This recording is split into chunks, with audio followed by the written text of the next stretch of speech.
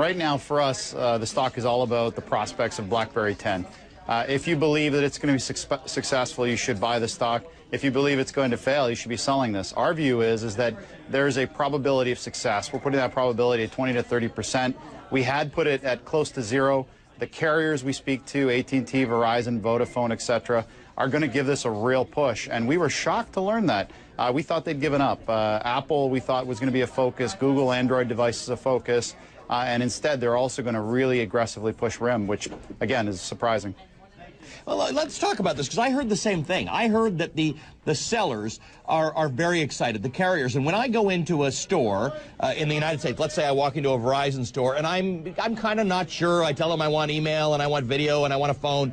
It does sort of depend on how keen they are to sell you a particular product, because they will tell you when they know nobody's listening, this one's really good, don't bother with this one. Do we think this is research in motion spin? Because I do.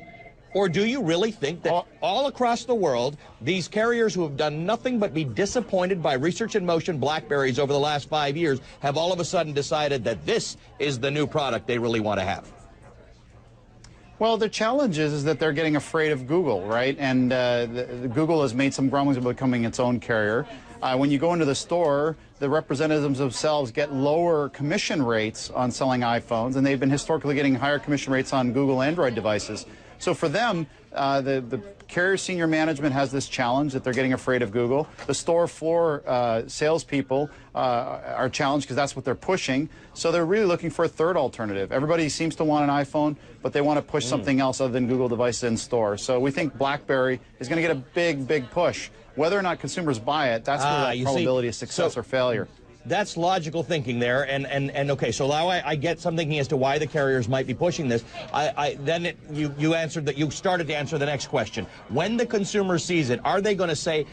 I guess they have three options. They can sit there and say, this is neat and it's competitive with everything else out there. They can say, finally, BlackBerry, which I love and have stuck with for all these years, has come out with something that does make sense. Or are they going to say, you know what, I've been burned too many times by these buggy little products that just don't work? What's your take on how the consumer is going to accept this?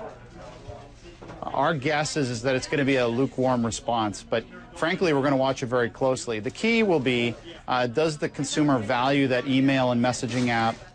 The web surfing will be better than Android, but probably won't be as good as the iPhone.